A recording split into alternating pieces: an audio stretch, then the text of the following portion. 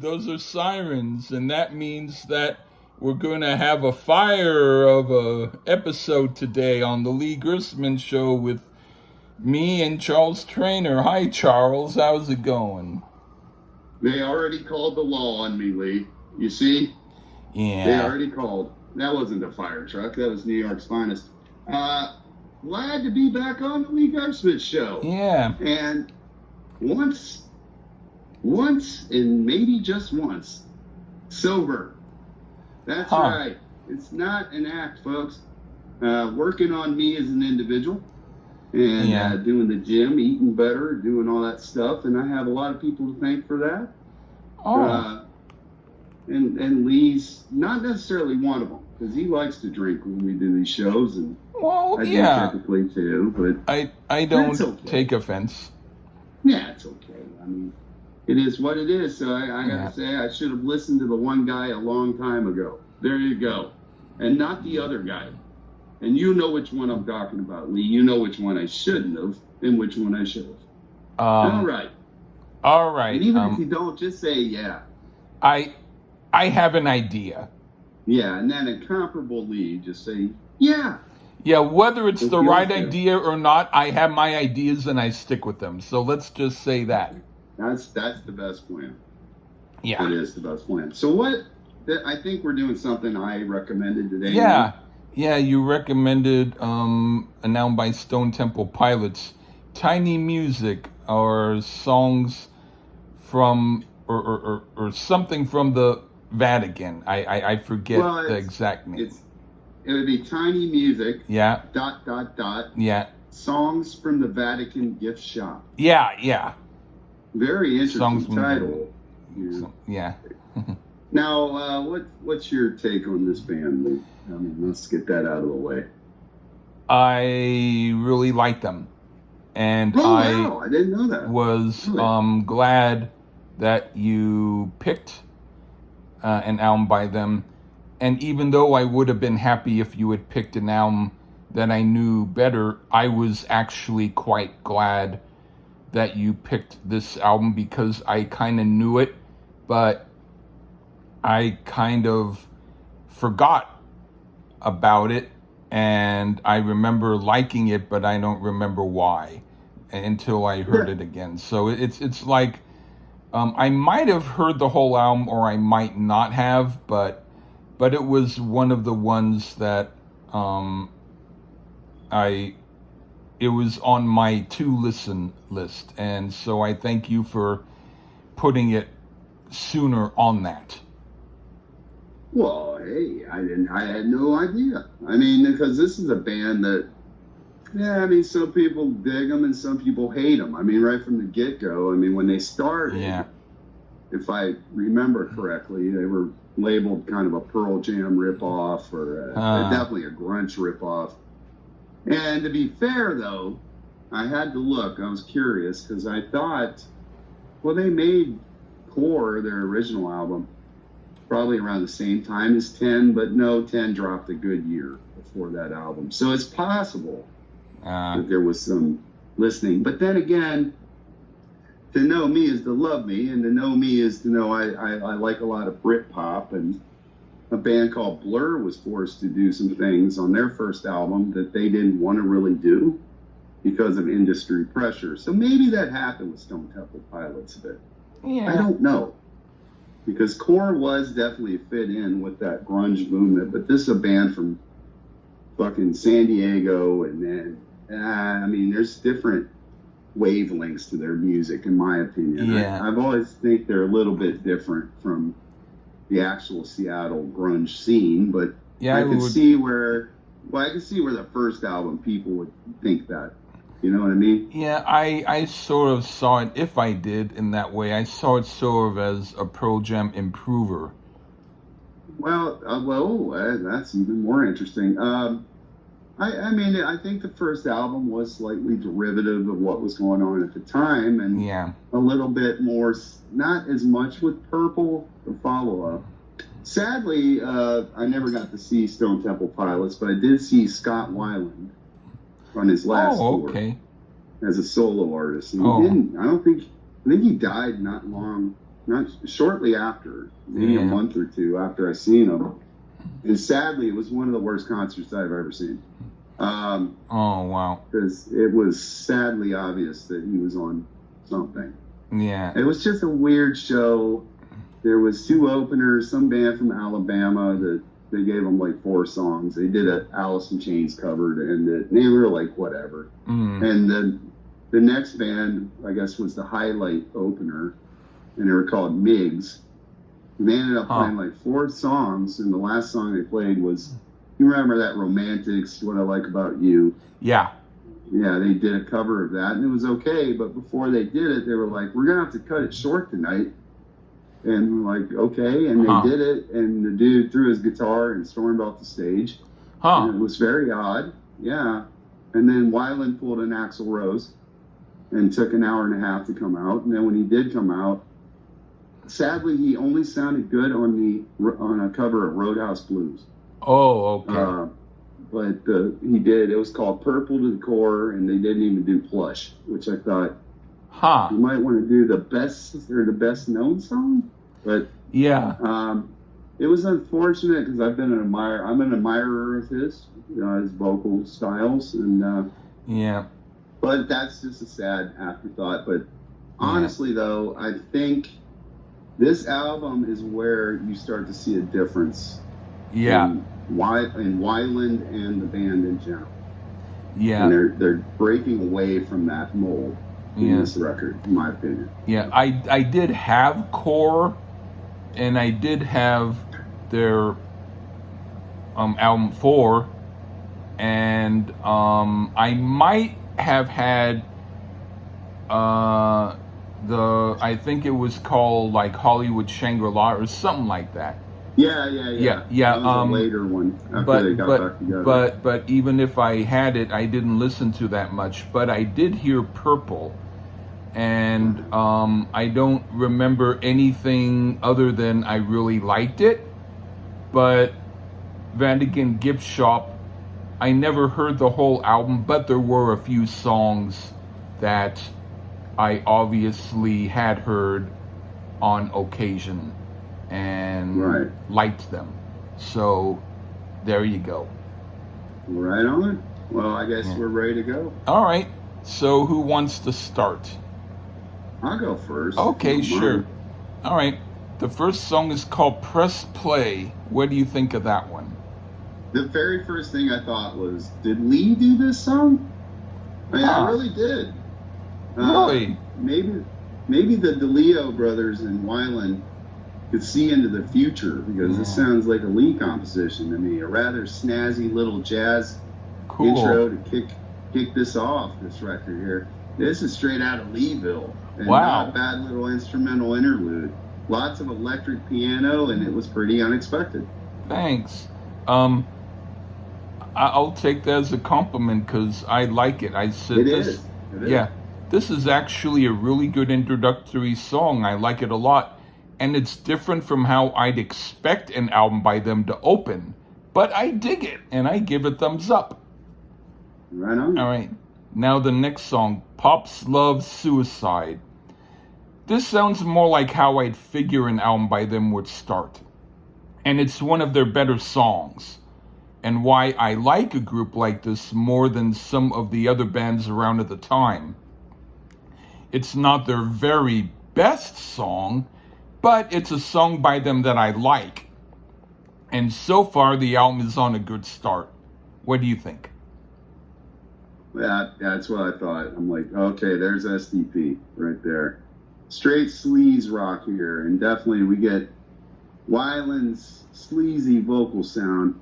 Dean DeLeo's guitar grinds this one along pretty well, to these ears at least. Man, there's just so much good here in this one. But I think Weiland stands out a little bit as being the highlight, and then followed by Dean DeLeo's guitar. Solid, albeit a tad formulaic opening. Oh, okay. What do you think? Just a tad. Yeah, I get you. What do you think of Tumble in the Rough? Well, for all that Pearl Jam ripoff allegations, Pearl Jam can't bring the sleaze like this. And also, Eddie Vedder, he just can't sing in this style.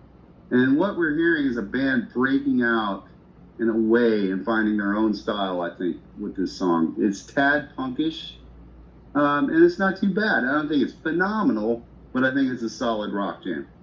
Okay, I said, now this is one of their very best songs. It's a great song, and I could jam to this any day of the week. All right. Well, fuck yeah, Lee. That's what I'm talking about. Yeah. Jam away.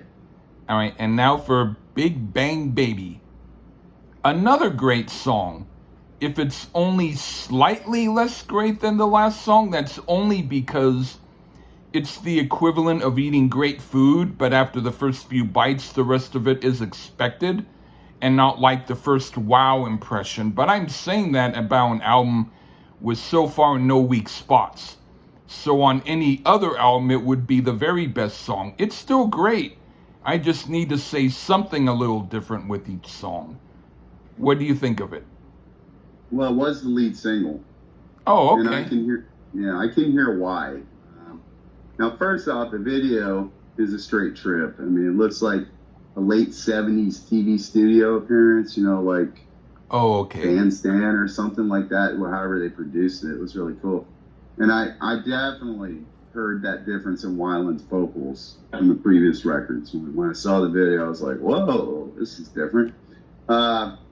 And then both Robert DeLeo on bass and his brother Dean on guitar are on fire here. This is an STP classic. And if it isn't for you, you can go on, dig out them Jethro Tull records and shove that flute up your ass. All right, next one. Yeah. What do you think of Lady Picture Show?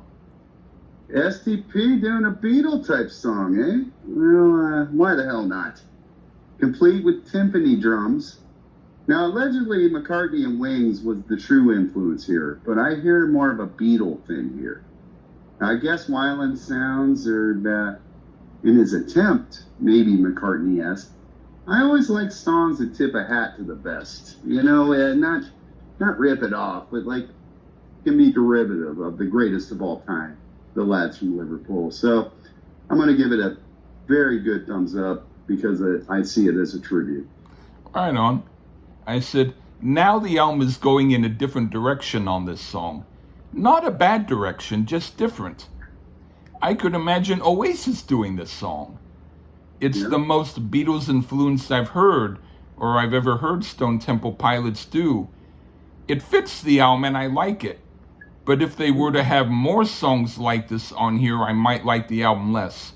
So let's hope this is the only one like it. But if that's the case, it's okay being on here. All right. And now for Tripping on a Hole in a Paper Heart. Now we're back. No, sir. Sorry. Yeah, and So I Know. Oh, and So I Know. I don't remember that song. No, that's okay. But if I remember, I think is it kind of like a marching beat, sort of, kind of crunchy. I thought it was like a mellow Beach Boys type of tune instead of, like Lady Picture Show was kind of Beatle-y. Oh, this was more of a mellow Beach Boys type jam. All I know is that I downloaded this from a site. So do you have 13 songs instead of 12? I have no idea. So but I guess I would say I guess I would say okay, another derivative sum, that's fine. Okay, so what do you think now of it? we're on Tripping on a Hole paper cup, I guess. Okay, but all right, so you can go first.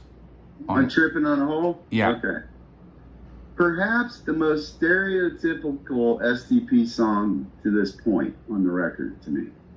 And was also a single. Robert DeLeo's, why do I keep saying DeLeo? It's DeLeo. Huh. Correct me, Lee. Like my middle name. Yeah, his bass is sick, as the kids say. Yeah. Especially on the chorus.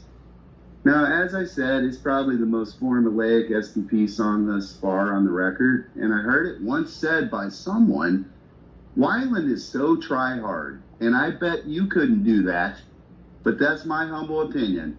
However, this is the weakest of the singles, of my opinion. Huh.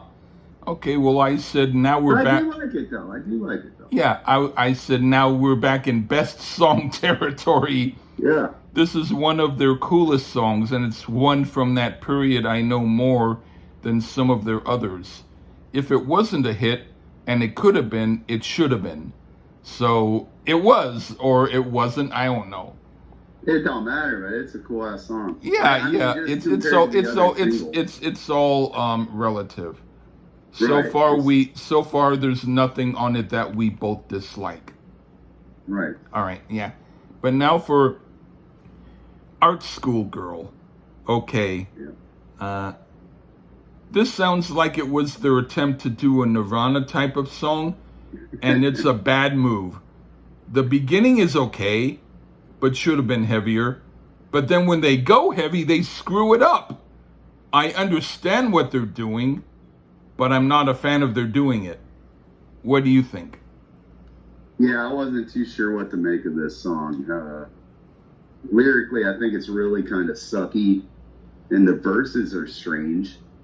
But the chorus actually rocks very hard. I mean, it's interesting to me, but I hear like a halfway decent song, but it's a tad too schizophrenic for me. Maybe if I was in a different mood, it would go over well. But to me, it ends up being a head scratcher. Yeah, Kind of like a miss. Yeah. Yeah, I kind don't of. know about Art School Girl. Yeah, kind of like if I went to the bathroom during the bad parts and then came back while the good parts are on. I would think it was okay. You would think this rocks a little bit. Yeah. Go into this weird verse. And Yeah. Art School Girl. What the fuck are you talking about? Yeah. I think you might have shot up when they did this one. Sadly, Yeah. it wasn't very good. I agree. Yeah. What do you think of Adhesive? Wow, a bit more mellow again here. Well, I can see why they didn't release this as a single. I mean, because for one, it is a bit filler, but also the sound is so different from that SDP sound. It probably wouldn't have went over as a single. And, again, it's filler, but at least it's interesting. It shows growth, which is essential for bands. I do lean more positive on this one, though. And plus a trumpet solo? Wow, it was most unexpected. So, Adhesive is a pleasant surprise, albeit a bit fillerish. Yeah. The last part of what you said, I agree with. All right, this is truly the first song on the album I do not like at all. Even Art School Girl had moments I liked. Very few, but a few. This has nothing in it I like. It's just a draggy song that doesn't do much, and they add a horn solo that doesn't do anything either. Pure crap filler. Well, all right. Can't win them all. Can't win them all. But I still prefer hearing this than hearing Night Ranger. I thought of them, but yeah. the other the damn Yankees. Well, no, there's a couple of songs. There's a couple of songs they do that I like, but the Can I Take You Higher, whatever that one is, which is not a Sly Stone song, but that song, I'd rather hear this anytime. Why can't they all be Pile Driver? Yeah. The Ted Nugent song. Yeah. All right. And now the next song, Ride the Cliche. Okay. Let's ride that cliche. Yep. Yeah. A good song again, right on. This is up there with some of their good tunes. Maybe not the very best, but much better than their filler by a long shot. I could hear this occasionally voluntarily and be happy. What do you think? That's what's wonderful about opinions. Is that we agree, right? They're kind of like armpits. Everybody has one or two or something. Well, in Rick Allen's case, just one. Yeah. As if on cue, back to a more traditional SDP type sound, and perhaps it suffers for it. This one just didn't resonate, other than DeLeo's absolutely killer guitar solo. And we get multiple styles throughout his solo. You get some slide and all these different things. The band sounds fine, but it's just a throwaway other than the guitar work to me. Okay. No problem. Yeah, I didn't hate it like you Yeah. hated the other one. I liked. Yeah. Yeah, Yeah. it's okay. All right. Now, what do you think of Daisy? Another instrumental, which tips a hat to the DeLeo brothers' love of ragtime music. As the style is here and definitely in that vein. And I also happen to have some affection to those type of sounds, by the way. So another good little instrumental here to my ears, Lee. Right on. This is all right, but totally off the beaten path for them. It sounds like George Harrison trying to rewrite Michelle, and this is the demo of his attempt. I don't mind it at all. I certainly much prefer this to Van Halen's Could This Be Magic, which I still do not like and do not plan to like soon. This song, I'm not sure if it fits or not, but I dig it. Is it better in these days? No comment? I'll say yes. Okay. Okay. We know that was hard for you to say. All right. But I might not be telling the truth, but I'd have to revisit it, which I might do one of these decades, but not maybe one of these days. Yeah. Okay. Let's leave that in the bags for a while. Yeah. So we're on to the last song. Okay. Here. 7 Caged Tigers. Okay. Of all the songs I like on this album, this one I like the least, but there's enough good stuff on it to make it one of the not weaker songs. But it does sound like they put this in for space, and after they finished recording it, they couldn't wait to get out of the studio. Still, it's okay. What do you think? Well, we end with a lush song musically here. Once again, the DeLeos have to be two of the more underrated duos as far as being on their instruments, bass and guitar. Weiland is a vocal chameleon here, and he's showing his range. See, I thought it was fabulous myself. Well, actually, not fabulous, but a really decent song and a decent closer. I correct what I'm saying. Not fabulous. It's not flooring like Strawberry Fields Forever or something great like that, but it's really, really good for them, and more musically than anything else, not necessarily lyrically.